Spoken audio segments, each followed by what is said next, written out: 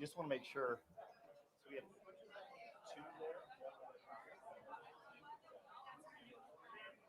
Okay.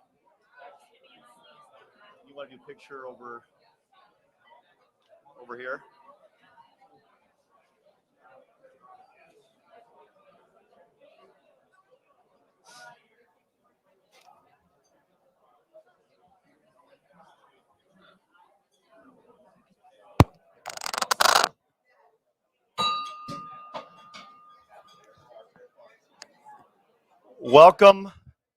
Welcome, and Happy New Year! Our first meeting of 2022. I want to ask you to join me in the Pledge of Allegiance. I pledge allegiance to the flag of the United States of America and to the republic for which it stands, one nation, under God, indivisible, with liberty and justice for all. I'd ask that you remain standing and have our Executive Director, Angie Kuiper, come forward to share our invocation.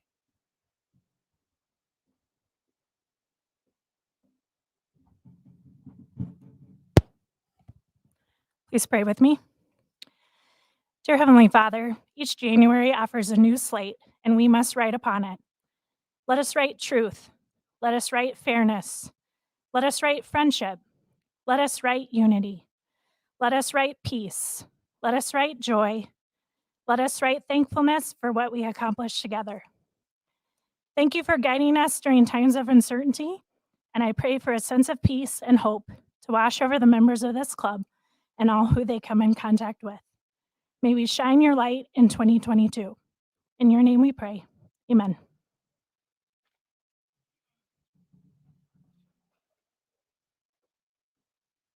All right, you may be seated. Thank you, Angie, and thank you for what you do throughout the year. I want to thank our greeters and want to recognize our guests. We have Tommy is going to bring around the mic, so we'll allow time for that. But we're going to have an opportunity to introduce your guests. Matt Dittmanson, you have a guest.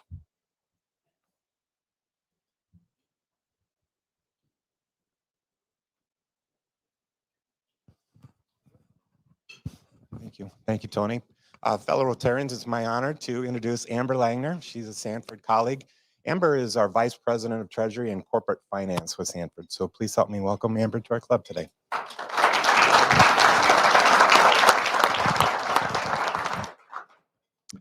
Thank you, Matt. Welcome, Amber. Eric Erickson, you have a couple guests here, and we'll hear from Eric here in a few moments. Bill McGuckin, you have a guest. Good morning, Rotarians. This is Steve Mogul. Steve is the managing partner for Oxenham Group, and he just moved his family from New Jersey to Sioux Falls in the downtown district. And happy to be here, I'm sure. Thank you, Bill, and welcome, Steve, not only to Downtown Rotary, but to Sioux Falls. Thanks for being here. Brian Cooper.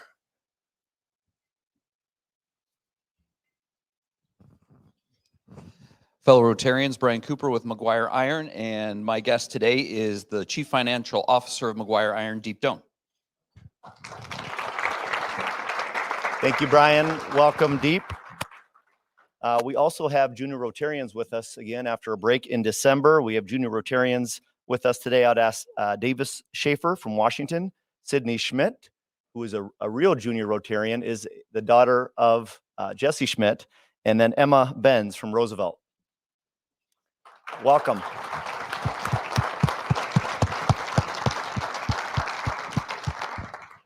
We look forward to hearing from you later in the month. So thank you for being here today and throughout January. And throughout January, we are also going to highlight National Mentoring Month. For those of you who have been Rotarians for some time, you know that our one relevant int is supporting Sioux 52 and helping to shine a light on mentoring and the importance of that in our community. And we want to do that throughout the month of January. So you'll be hearing from our partners, our business partners, and you see them scrolling up on both of the screens. You see those business partners that have already committed and said, yes, we want to be an organization that creates a culture mentoring. We want to sign on as a Sioux 52 organization, and we're grateful for them, and we'll be hearing from a number of those organizations throughout the month. And today we're going to hear from an individual at Poet. Before we do that, though, we are going to induct a couple new members. We were just going over the membership numbers earlier today, and we are at our pace of achieving 60 new members in our fiscal year. We're just over 30. We're just over halfway through the year, and there's nothing that gets us more excited than to have leaders join us in this journey and build a stronger club, and we're doing that, and we're going to recognize that today. First, I'm going to ask Joel Kipley to come forward, and he's going to introduce Heather Powell.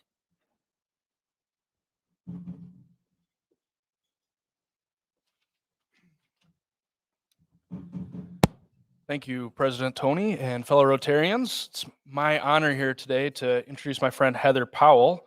She's a Sioux Falls native, a Washington High School graduate, and a University of South Dakota graduate, for you coyotes out there. Throughout her life, Heather has been engaged with many service organizations and has worked with a number of local nonprofits such as United Way of the Sioux Empire and the American Cancer Society. After graduating from USD, Heather joined the Good Samaritan Society Foundation, where she spent 7 years as a philanthropy consultant to the organization's 240 locations. She took a 3.5-year break from the nonprofit sector to join Poet's policy team as their political action committee manager, where she engaged with stakeholders and political leaders across the country. And that's where I first met her when she was at Poet. She was in the Leadership Sioux Falls class with me. In the last 6 months, Heather changed roles from being a board member for the Boys and Girls Clubs of the Sioux Empire to now being employed by Boys and Girls Clubs as their Chief Experience Officer, where she oversees the organization's human resources, marketing, employee engagement, and development departments. So let's welcome our newest Rotarian.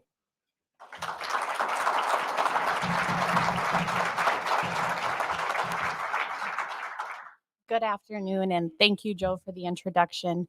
About 10 years ago, I was sitting at a lunch and had the opportunity to hear our leader at the time at the Good Samaritan Foundation, Chuck Hyatt, talk about how he was involved in Rotary and the wonderful things that was in his life. And following that, the next day, I got my pen and paper out and sat with my boss and how do I join Rotary? She smiled at me and informed me that maybe I was not quite qualified at the time, but to kind of hold on to that dream and pursue it a little bit later.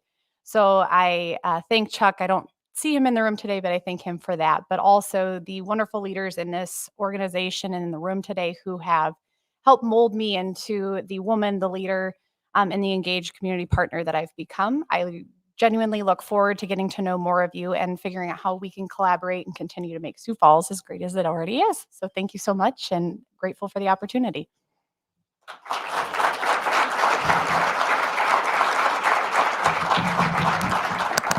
Very well said. Thank you, Heather, and welcome to Downtown Rotary. Next, if Cindy Peterson is going to introduce Larry Young, and this one is known Larry for quite some time. Excited. He joined a while ago. We're just getting caught up. It's a good problem to have with inductions. So thank you for your patience, and excited to have Cindy share more about Larry Young.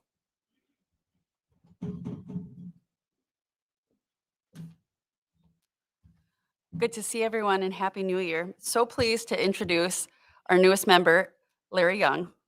My friend Larry is the owner of Boiling Frog Development, a business development consulting firm which helps organizations know exactly why they are winning and losing dream clients. He uses this information to develop powerful sales strategies, sales models, and sales training where, in the end, their sales force has the answers on how to attract their ideal client and what it is they care about. Larry is also a sought-after professional speaker, author, and serial entrepreneur. Larry has been featured on national podcasts, radio interviews, and numerous TV and print media outlets. Larry's book, Walk the Sales Plank, is designed to help sales professionals win the clients of their dreams. Larry is planning on launching his second book, which I will certainly buy, prior to May. Please help me welcome Larry Young.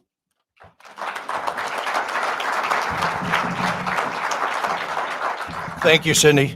Yeah, in most circles, I'm known as a man of a few thousand words, but Angie said keep it short, so I will. I'm blessed. I formed the company Boiling Frog Development. I relocated it to Sioux Falls here about a year and a half ago, in part because of the strong business climate, but also I wanted to finish raising my two boys here. They were born here. I get to work with some of the best clients here and businesses in Sioux Falls, and I'm blessed to be able to do that, helping them with growth, strategies, things of that nature. And every day I get to wake up and pinch myself and ask myself if it's real, right? To be able to do what I absolutely love and to make a difference. It's fantastic. I'm a Northeast Nebraska farm kid, go Big Red. I ended up at Dakota Wesleyan. I played football back in the glory days of that program. I did get an education too. I got my master's at USF, and so I'm really ingrained and Rotary is special to me. I was a Rotarian in Yankton when I lived there for 7 years.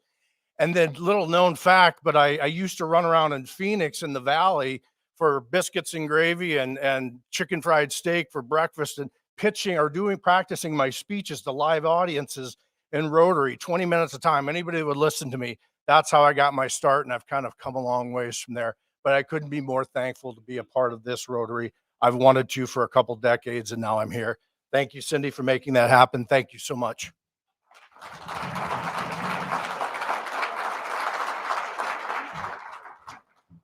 Welcome, Larry. It's great to have you in downtown Rotary and back in Sioux Falls. We'll go ahead and take a photo, and we'll be right back. And why don't I have, while we're doing that, Eric Erickson, if you want to come forward and introduce our guest from Poet, who's going to talk about mentoring.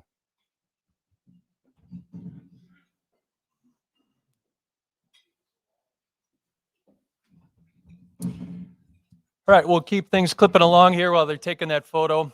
Good afternoon, Rotarians. This being National Mentoring Month, the 21st annual National Mentoring Month, we thought it was appropriate during the month of January to spend a little bit of time each week during our 4 meetings to talk about how you as Rotarians and we as an organization are involved in mentoring in this community, and just to have you hear from a mentor, mentee, and some organizations who are a part of the Sioux 52. In a minute, I'm going to introduce one guest and one young lady who's going to speak to you. There was a time a few years ago, and you've probably all had this experience, where I was mentoring a child whose dad had been deployed, and just did this not with any organization or anything, but at some point, his mother said to me, "You're doing something that people talk about doing, but you're actually doing it." And I think that really epitomizes what Rotarian spirit is, that there's a lot of things we can talk about, and there's a lot of initiatives that we can set, but actually doing it is the beautiful part that Rotarians do. One thing you can do, if you or somebody you know wants to get involved in mentoring, and this is a little plug for LSS, on February 2nd, a school that's close to my heart, I spent some time out at Hayward Elementary. I'm sure you all know about Hayward out there on the west side. They are having a Try It event. So no obligation. You don't sign up to become a mentor that day. It's just go try it. Kick the tires on meeting some children who will look at you and say, "Will you be my mentor?" And if you say no to that, that's fine. At least you tried it, you know? So again, that's February 2nd, 11:30 to 12:30 out at Hayward.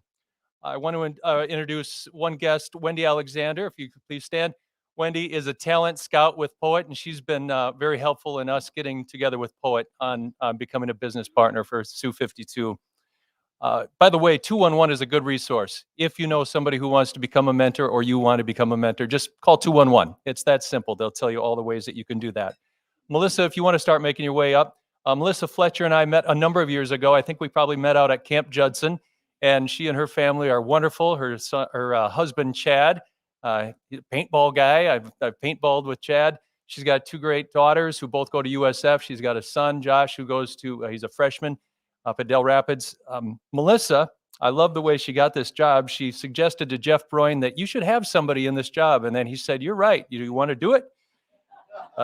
She is a life enrichment advisor with Poet, but she's also a minister at Ignite Life Church in Del Rapids. So she's going to talk to you a bit about her life as a mentor. Would you please welcome Melissa Fletcher?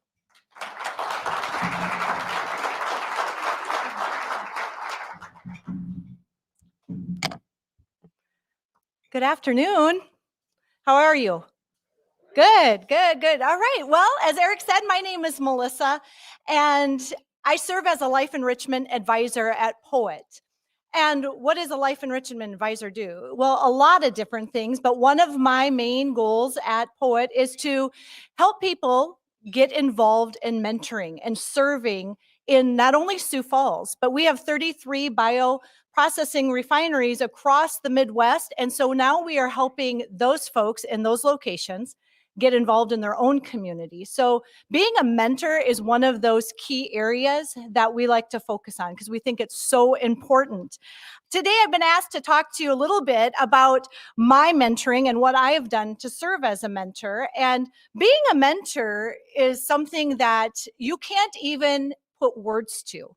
It is such a valuable experience for not only yourself, but for the person that you're mentoring. So by a show of hands, have you ever been a mentor or are you currently a mentor?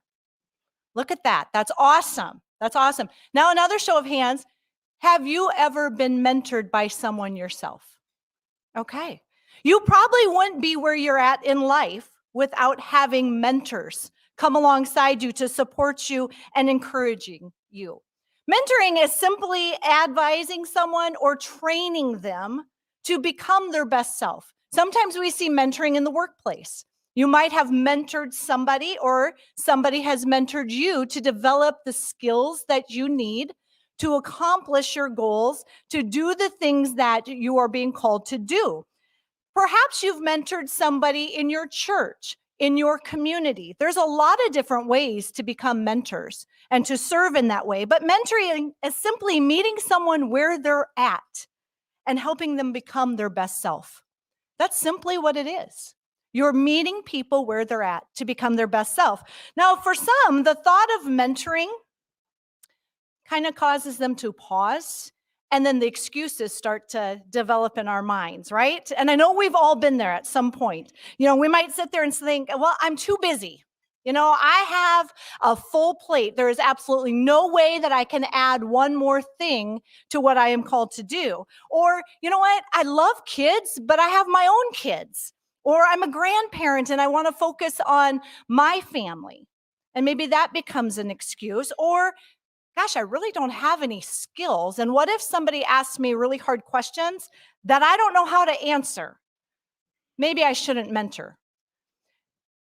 I've also been a mentor myself, and those questions had rolled around in my eyes as well, or in my mind as well. But sometimes we need to shift our mindset, and we need to start thinking about mentoring someone and the benefits that come from that. Because let me tell you, mentoring is mutual. It's mutual. You both will grow. You both will become the best versions of yourself. And I think most of you that have been mentoring, you realize this already. While you're mentoring someone, you are pouring into them. You're helping them develop skills. You're helping them to attain goals. You're helping them to rethink ways of doing things. You're challenging them. You're sharing valuable life lessons so that maybe they don't make the same mistakes that you have made. But most importantly, someone needs you. Someone needs you. That is key and vital to growing the mentoring program right here in Sioux Falls. Mentoring can take place inside or outside of the workplace. When I was first starting out in pastoral ministry, I had mentors that I hold valuable and dear to my heart to this very day. Eric asked me if I had anyone mentoring me still. I do. I think it's valuable to have mentors in our lives, somebody that can walk beside us on this journey. When I was meeting with my mentor, we would meet over a book study. We would talk about things. I would learn from what things they did in ministry, what pitfalls they fell into, how they got out of them, with the hopes that I wouldn't make the same mistakes that they did. I was free to ask questions. I was able to learn from them, all the while developing my own toolbox to what things I needed to do in order to grow in those areas. My mentor invested into me, and then I began to realize the valuable need for mentoring into other people's lives. And so my mentor wasn't afraid to hold me accountable for things. They weren't afraid to challenge me, to stretch me, to grow me into the person that they knew I could become. And I think that's also vital, that when we are mentoring, we're challenging one another to encourage people to become their best selves. As I said, I've also been a mentor. And I have mentored individuals in the workplace, in our church, and throughout other organizations, excuse me. And I want to share about a time when I was mentoring a young woman in our community. I'm going to call her Amy. Amy was new to the area. She was 18 years old. She had just graduated from high school, and she had moved out of state to come to South Dakota to learn things all on her own. She had a lot of grit, she had a lot of determination, and she was going to prove not only to herself, but to her family and to the entire world that she could do it. This is what Amy was called to. And I remember seeing Amy one day when I was parking my car on Main Street, and she was getting out of her vehicle right in front of me. And I heard God say to me, "Do you see that young lady right there?" "Yeah, God, I see her." And he said, "You're going to mentor her someday." And I just kind of sat there and I'm like, "Okay, Lord, you make it happen." Well, several months later, I was sitting in my office at the church preparing for Sunday worship. And as I was sitting there, I happened to glance out the window. And who do you think I saw getting out of that car, walking across the street? It was Amy. And here came Amy. Over the next few weeks, Amy and I got to know each other pretty well. We spent time with one another, and I really didn't know where this was going. God, what do you want me to do with Amy? How do I mentor her? Until one day she showed up in tears. You see, Amy came to tell me that she was pregnant. She was scared, she was alone, and she didn't know what to do. She was living so far away from home. She had no one to turn to, and she was afraid that her parents would disown her. And the father of the baby had abandoned her. She was contemplating options of what to do. Should she keep the baby? Should she put the baby up for adoption? Or should she get an abortion? She was distraught. She needed someone. She needed me. You see, my mom got pregnant with me when she was 17 years old, and her situation was much like Amy's.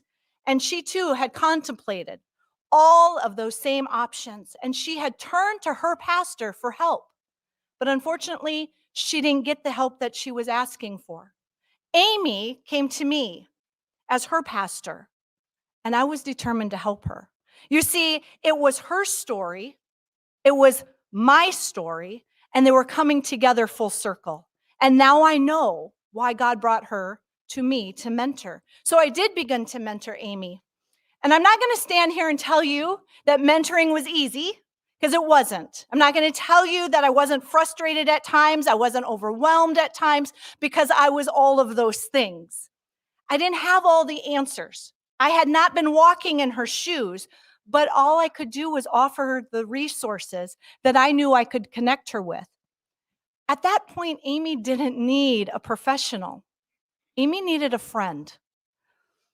And through all of this, Amy did have her baby. Amy kept her baby. Her family welcomed her home and to support her and to encourage her. And today her daughter is a thriving teenager because she was mentored, because she had the support that she needed. So I want to challenge you. I want you to challenge yourself. If you have not mentored, if you're sitting on the fence, if you've been mentoring, maybe I've taken a break and thought, I don't know if I want to get back into it. I'm going to challenge you, step out in faith this year, okay? Give someone a gift this year, the gift of your time, the gift of your friendship, the gift of your support. That's being a mentor. The process is simple. Simply looking at Sioux 52's mentoring initiative. Just Google Sioux52.org, and that will walk you through the process. There is so much need here in Sioux Falls. Together, let's all commit to becoming a mentor, challenging and changing one life at a time. Thank you.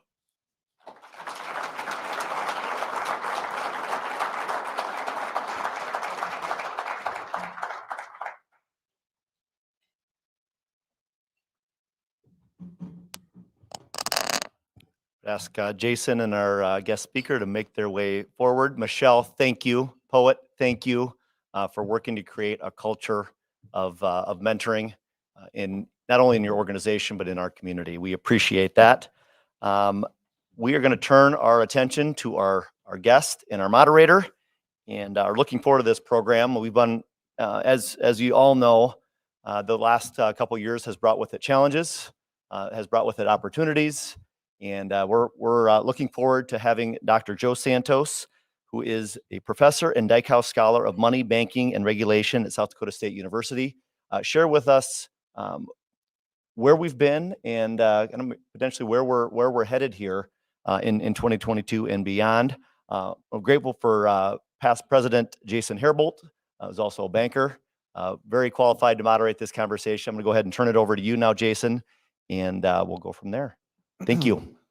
Well, thank you, President Tony. And sitting next to Dr. Santos, I don't know how anybody can say they're qualified. Lower the expectation. Dr. Santos, do you mind if I call you Joe? Please call Okay, me Joe. thank you. Your bio says a lot. Many here know you. I'm sure many in this room have had an opportunity over the years to hear you talk. You've hit a lot of conferences and events over the years. I must imagine that this is a pretty extraordinary time. I can't, a couple of years ago, none of us were talking about inflation. It hasn't really been the vernacular for a few decades, really. Can you just give us a sneak peek into the water cooler talk and the text messages that are going on between you and your fellow economists? Sure. And before I begin, I just want to say thank you for hosting me today. This is very kind. And thank you, Jason, for arranging this. This is really humbling. So the talk around the water cooler, while we were able to convene around the water cooler and then that stopped, was really, I think, the way we thought about the situation in, say, March or April of 2020. I want to be a bit abstract about this, but from 50,000 feet, a macroeconomist tends to think about these sorts of situations as either sort of, if you will, demand-driven or supply-driven. And I think initially the way we characterized the situation was that it was one of demand-driven. So individuals were finding themselves unemployed in enormously large numbers. So 20 million people over a matter of 30 days found themselves separated from the labor market. The thinking was that there was going to be a bunch of stuff on store shelves, and that no one was going to be able to buy this stuff. And so this was really an aggregate demand compression. And so again, the thinking in terms of the policy space, I think, was for the most part thinking expand aggregate demand, get it back to where it was. And in doing that, perhaps being a bit blunt in the policy instruments we used.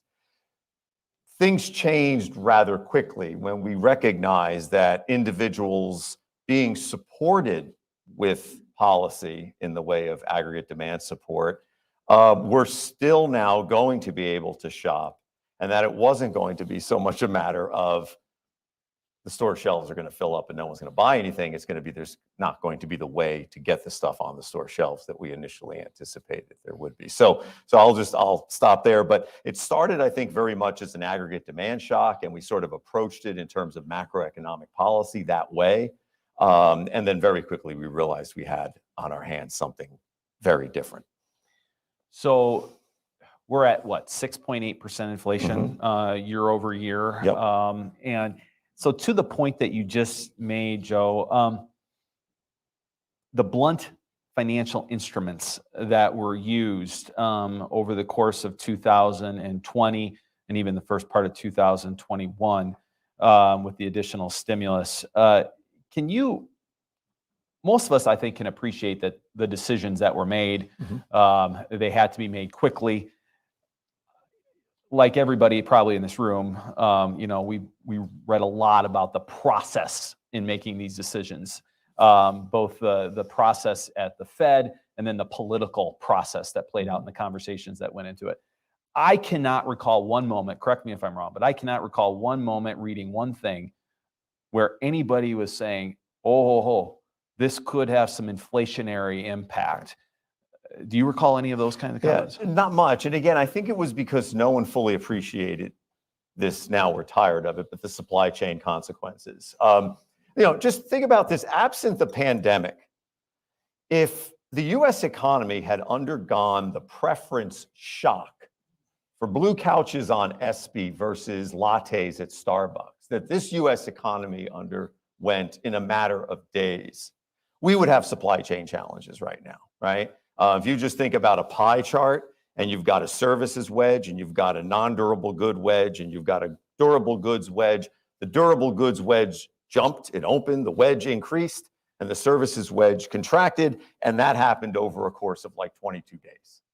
And so managing that supply challenge would have been difficult. And then add to that roughly 70% of GDP is to the payment of labor. And of course, labor is susceptible to the virus. Now you've got this perfect storm of a supply chain catastrophe. So no, I don't think anyone was thinking so much about the inflationary consequences. Remember, in early 2020, when all of this expansionary monetary and fiscal policy is being deployed, people are paying people to take a barrel of oil, right?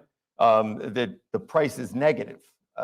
And the price level in general was extremely weak, and inflation was extremely weak. So, and we had gone decades not worrying about price pressures. And so, no, I think at that moment, the thinking was stabilize household incomes, try to keep labor attached to the labor market through PPP and so on. Again, just sort of focus on the demand side until, as I say, everyone realized that perhaps some attention had to be placed on the supply side. And I'll just say to end this little bit, here's the rub though. Macroeconomic policy instruments, whether it be inflation, interest rates or money supply on the monetary side, or tax rates or government spending on the fiscal side, all of these instruments, by the way, affect demand. There's no tool in the monetary policy toolbox that dislodges a ship from the Suez Canal, right? There's no tool in the monetary toolbox that comes up with, the antidote to the virus. So all they can do is deal with aggregate demand. And when you are confronted by an aggregate supply shock, you've got this horrendous trade-off to contend with. Either you worry about the output consequences of the shock, or you worry about the inflationary consequences of the shock.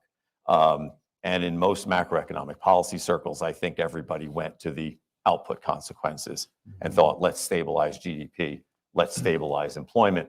We haven't had to worry about inflation for a really, really long time. Let's not overthink it now. So thank you for that. In the blunt instruments that you described were on the monetary side and the fiscal side. Fiscal side being federal spending, the Treasury, the monetary side being the Federal Reserve.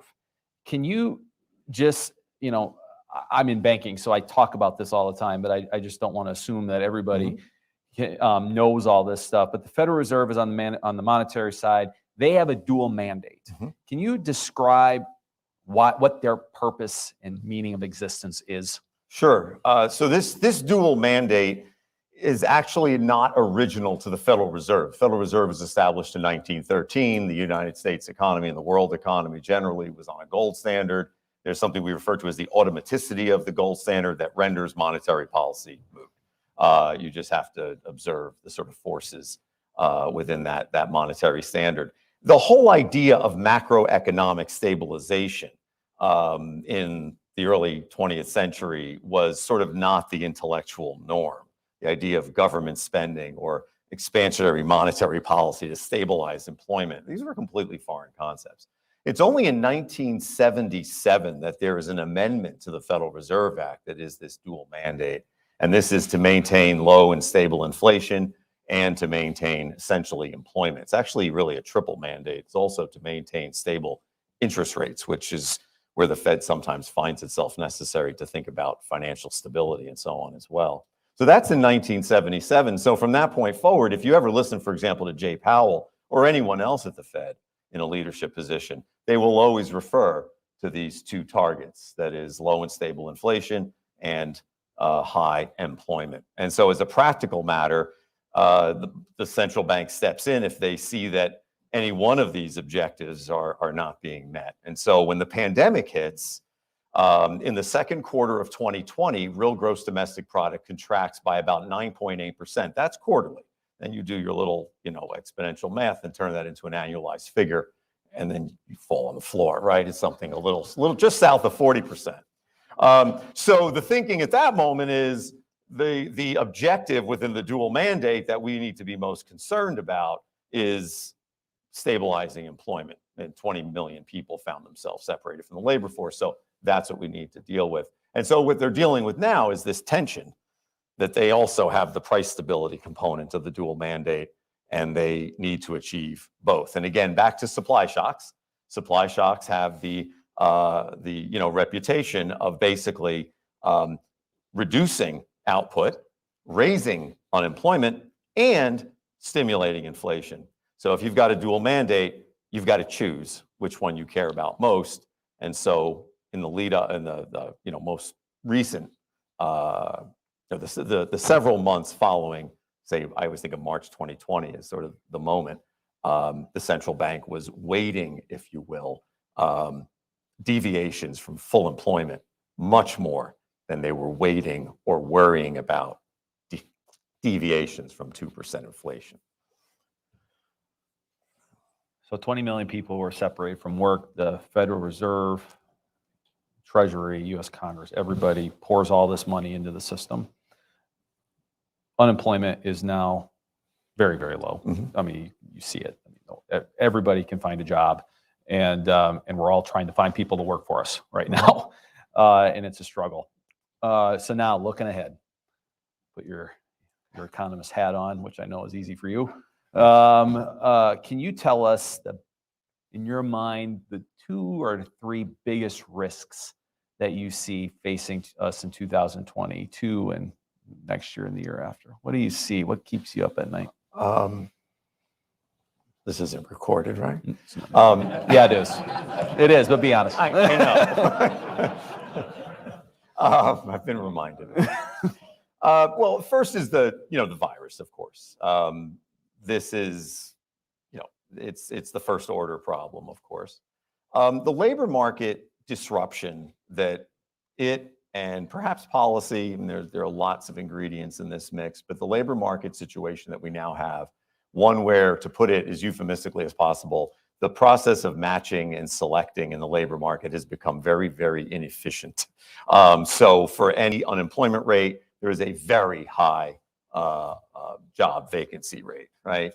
We don't have the kind of matching that we had, say, every single month since 1990 until March 2020. Something went berserk at that moment. And so then we had this kind of separation. Unemployment rate is now very, very low, and we have labor force participation that has dropped, but yet there are all these job openings and so on. So we all know that situation. That's a problem, because at the end of the day, again, 70% of gross domestic product, essentially 70% of national income, flows back to labor.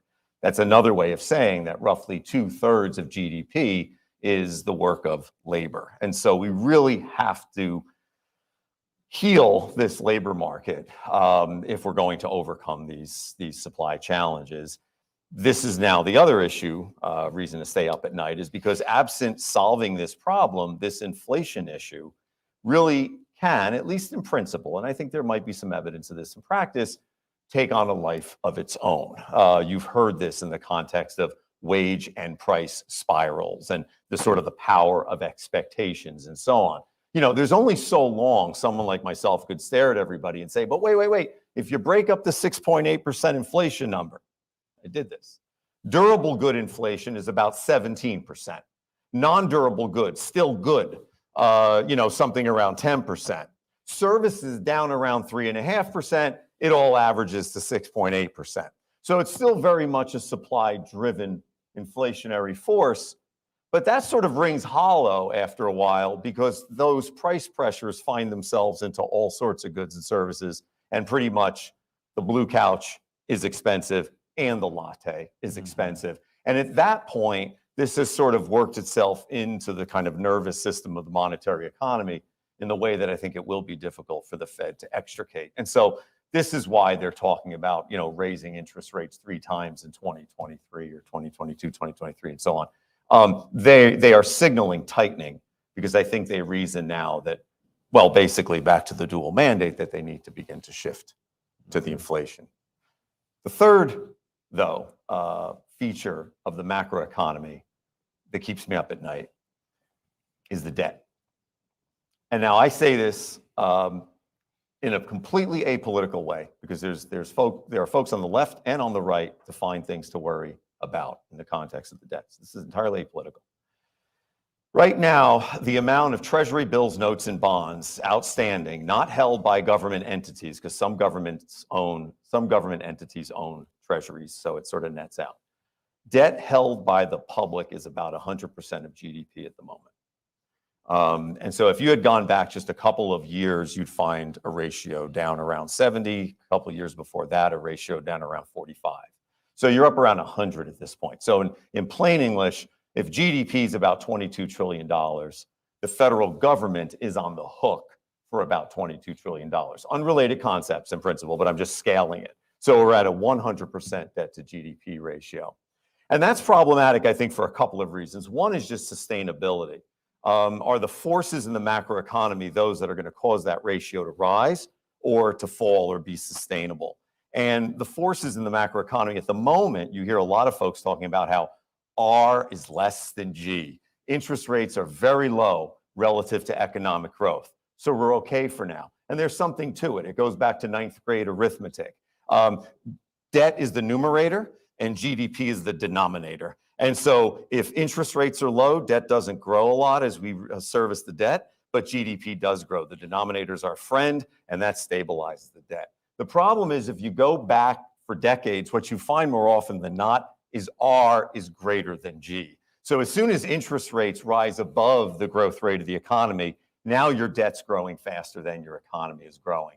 And if we return to normal in every other aspect of the macroeconomy, then presumably we return to normal in the context of the relationship between interest rates and growth rates in the economy. And that means now, mathematically, the government would have to maintain large surpluses long into the future in order to stabilize the debt. So again, I say this in a very apolitical way.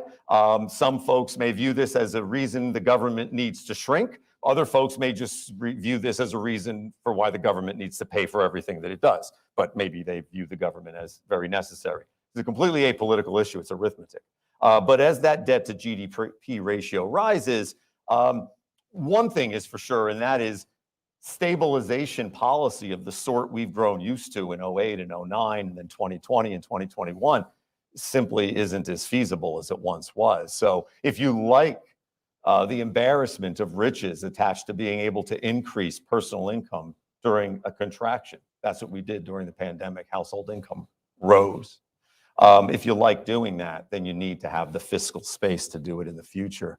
And that fiscal space is shrinking because of that debt to GDP ratio. So it's a long answer, but that's one I think to stay up at night about a bit. I have so many follow-up questions to that answer. It's economics. We sell you the whole secret. You only need the edge.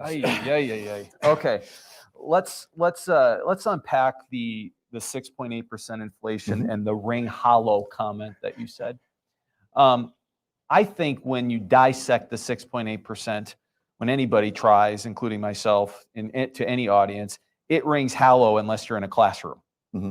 I mean, nobody is willing to listen to an academic explanation. Most people, and I don't know the math off the top of my head, but most people, unlike this room, 6.8% inflation matters. Like they see it in their, the impact in their checking accounts.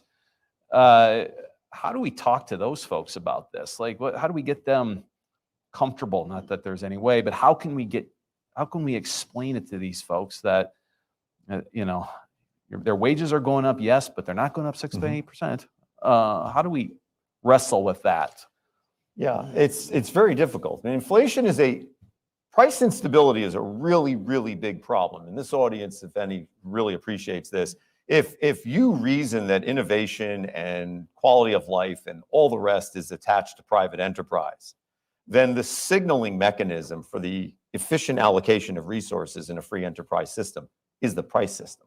So if you have inflation, you have a distortion to the price system. So the only signaling you all have is the price system, and to determine what inputs to buy, what determine how much to sell something for, whether to sell it at all, whatever. It's all based on relative prices. So if you have inflation, you have a distortion to that system. So it's very, very bad. Having said that, there also is this argument that it's this supply chain driven thing. And in that way, in that very limited way, it is perhaps, forgive the term, transitory. I know what Powell meant, in the sense that those supply shocks had a cause, and the cause was sort of transitory. So presumably the problem would be as well. But to your point, Jason, I think the problem is that expectations of inflation, that is when individuals are renegotiating a wage, renegotiating a loan, a real estate contract, whatever the case may be, they're going to pad those factor prices, wages, rents, interest, even profits to entrepreneurship. They're going to pad what they demand to adjust for the inflation, which has the effect of actually restricting resources from the economy, right? If somebody says, I will only work if you pay me 10% more, in effect, from 50,000 feet, that's the economy saying we don't have as much labor as we once did, all else equal, right? So you can create your own self-fulfilling supply shock if you continue to argue for higher and higher wages. So what do? Well, going out in the middle of the street and telling people, please stop doing that, that's not going to work. But what we reason works is having a very credible central bank that demonstrates itself to be very intentional and determined about fighting inflation. And this gets to, again, back to the Fed, which ultimately has sole responsibility for this process of maintaining price stability. It gets back to the Fed demonstrating that it is this reasonably independent, though necessarily government entity, that takes its inflation mandate very seriously. And maybe in that way, the negotiation process for wages and rents and interest and profits and so forth will occur in such a way that cooler heads will prevail, because everybody will realize, well, at the end of the day, we realize this isn't going to be here forever. It's not reasonable to ask for a 10% wage increase 2 years in a row, whatever. And so that will sort of bleed the inflation out of the system through that expectations and negotiation process. But that takes a central bank that demonstrates itself to be very credible in its fight against inflation. And I suspect the shrinking of the Federal Reserve's balance sheet probably has more to do with that than any operational tactical issue in the financial markets. That is demonstrating that they are no longer buying financial securities at the rate of $120 billion a month is probably as much optics as it is Treasury market operational tactic, right? To say, look, we're backing off. It's time to go, right? That's an important message, I think, for them to be able to send with credibility. I want to go down the path of your comment in regards to fiscal space. I think that's what you said, to address future challenges. A lot of discussion, really, honestly, since the Great Recession around the size of the Federal Reserve balance sheet. It hovered just shy of a trillion for a long period of time. And then in 2009, it hit 2 trillion. 2 trillion. And everybody thought the world was coming to an end. They wanted to, discontinue the Fed and all that. We're now approaching 9 trillion. 9 in just like 13 years. To explain how the Fed's balance sheet could impact inflation if it does. Sure. Can you just help us comprehend that? Yeah, so that's a great question. Here's the way I always think of it. I think of it in terms of balance sheet. So you got assets and liabilities, what you own, OWN, and what you owe, OWE. And so the Federal Reserve owns Treasury securities, other stuff too, but let's just say Treasury securities. So those are financial assets from the Fed's perspective. They own that. That's perfectly relatable. If you and I bought a Treasury security, we would own it and book it as an asset as well. Completely relatable. Here's where it gets weird. They're the only institution in the galaxy that books a dollar bill as a liability. The only one. Not even other central banks would do that with the dollar. They do it with their money, but not with ours, right? So the only institution on the planet that would do that. So the way they buy those assets, they accumulate assets, is they accumulate liabilities. But the liabilities are currency in circulation, 10s and 20s and 5s and so on. And then bank reserves. Think of it as 10s and 20s and 5s in bank vaults, mostly digital, but think of it physical. It's more intuitive.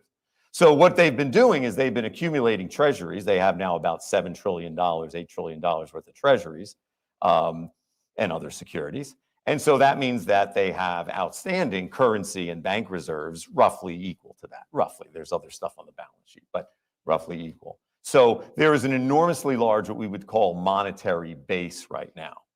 A lot of it, most of it is in bank reserves. So vault reserves essentially held at the Federal Reserve, held by banks. All else equal, that is, banks having the same preferences for holding reserves against their lending activity as they did, I don't know, in 2004, this would be hyperinflationary. But all else isn't equal because banks have demonstrated a very real preference to hold excess reserves relative to their deposits. And so, if you will, I don't mean this in any negative way, but just analytically, they're hoarding the reserves. So they're not seeing the light of day. The reserves are not seeing the light of day.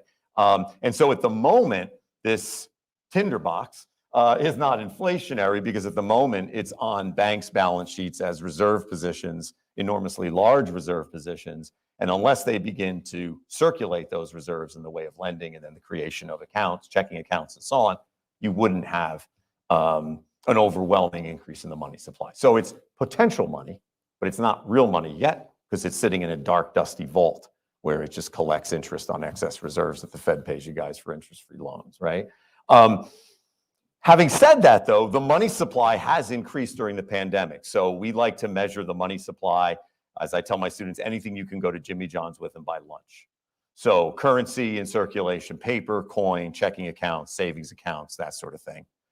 That M2 money supply right now is about $22 trillion, which is about as large as GDP. So there is an enormous amount of money in the economy right now relative to even 5 or 6 years ago.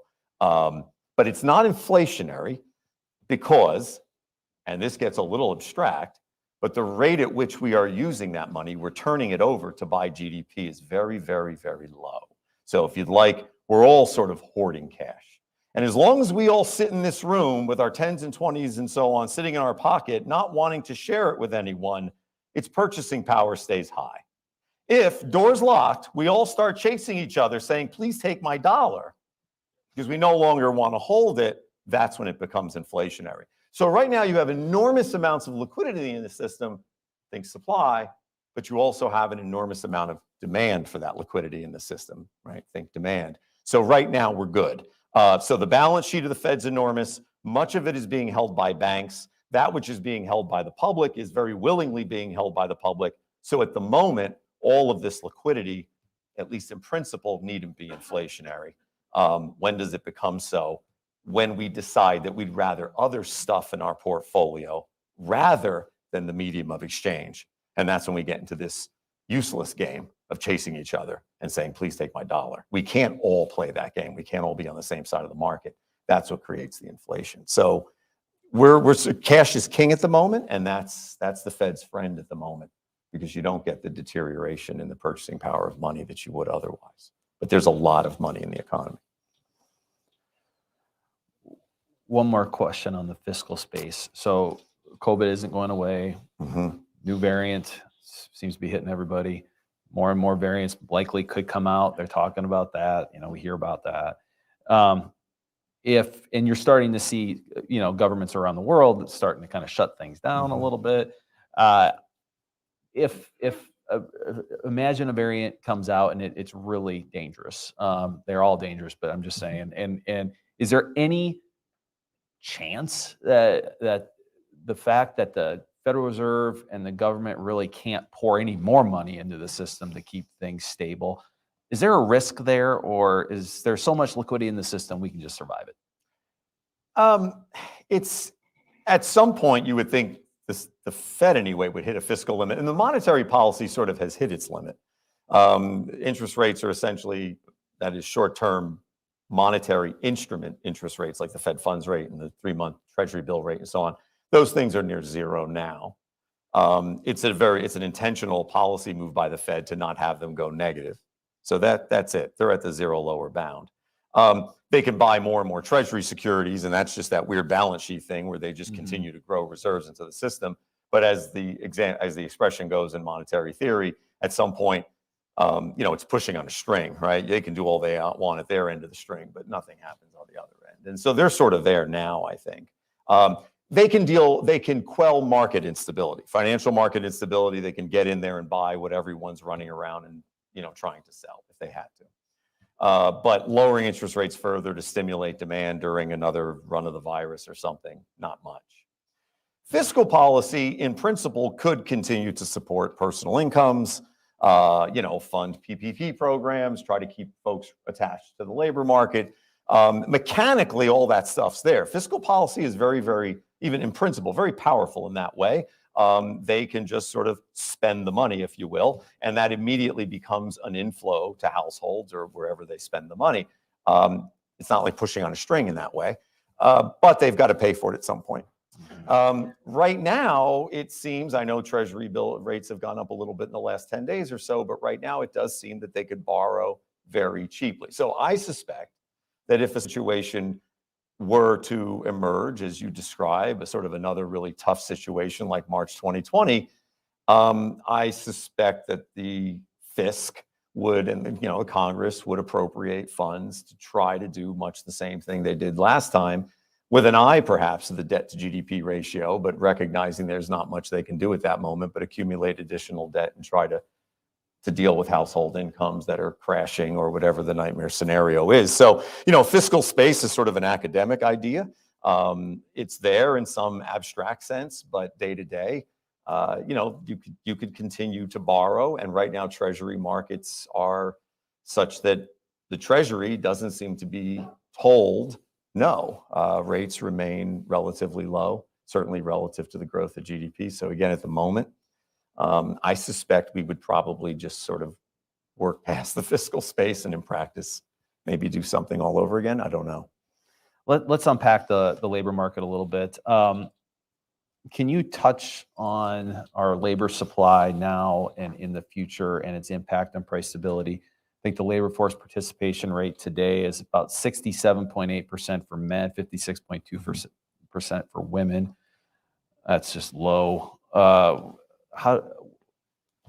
are they all of a sudden going to start working? I mean, this seems like something we can't dig ourselves, fix very easily. Yeah. No, the labor force dynamics are really, interesting analytically, troubling otherwise. But, you probably all saw it in the Wall Street Journal, was it on Friday? 3.6 million jobs still below where we were in March or whatever of 2020.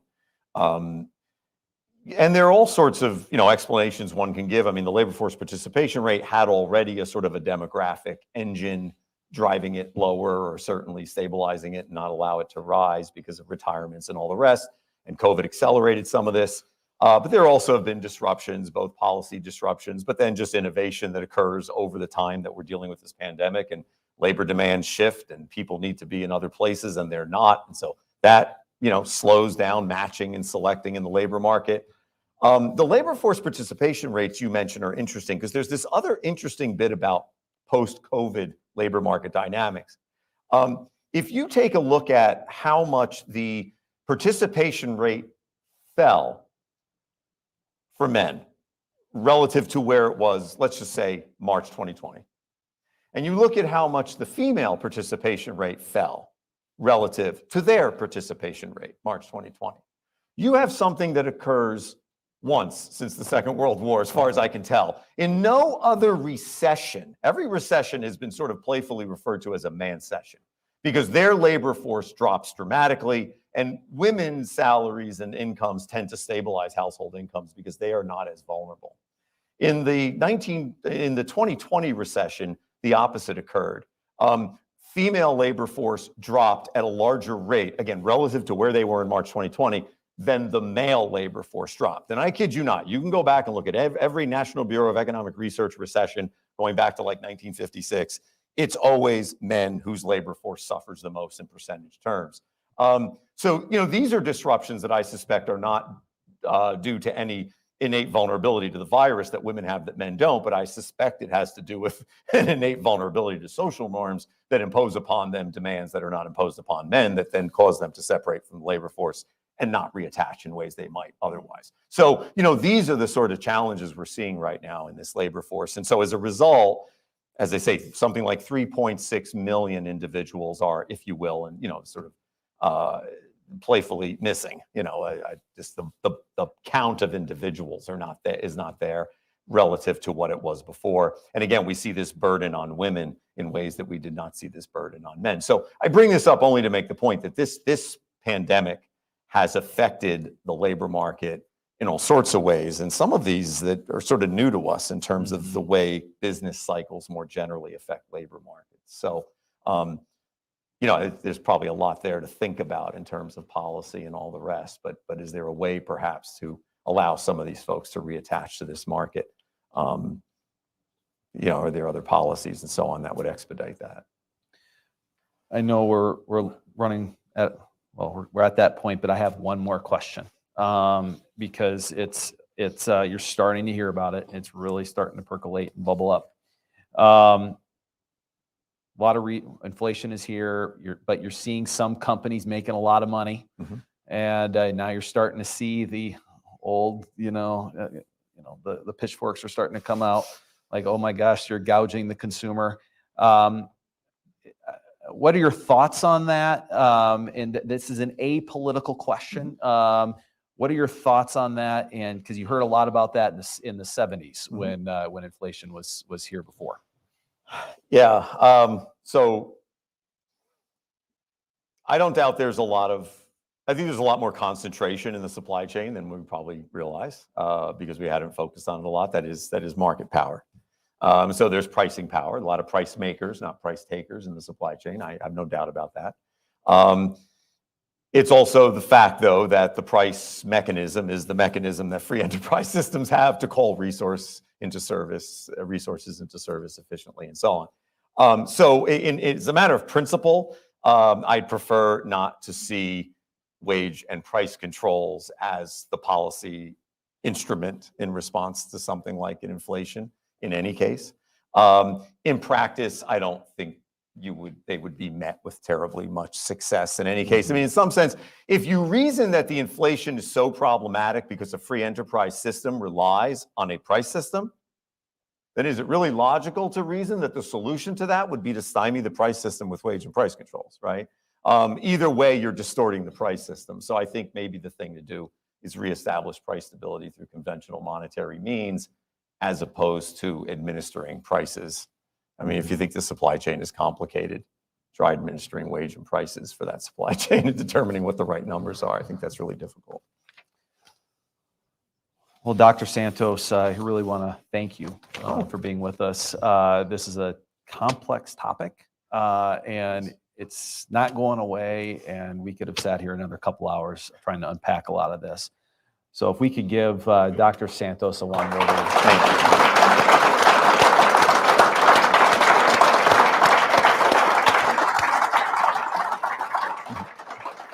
Thank you, Dr. Santos, and thank you, Jason, for thoughtful moderation. If you're like me, I don't know that I feel much better after that, but I do feel more educated. So thank you for sharing. And there isn't a community or a place in this country that I'd rather be going through this than looking out here and seeing the group that's out here. We all have our challenges. We're working through this together. And grateful to be part of this club and the leadership that you've shown in your organizations and throughout the community as we continue moving forward. So looking ahead to next week, we're going to have legislative leadership. We have our House Majority Leader and our House Minority Leader, Kent Peterson and Jamie Smith will be here. And that'll be moderated by our own Rotarian Jack Marsh. So looking forward to that conversation. Have a great week and look forward to seeing you next Monday. Thanks.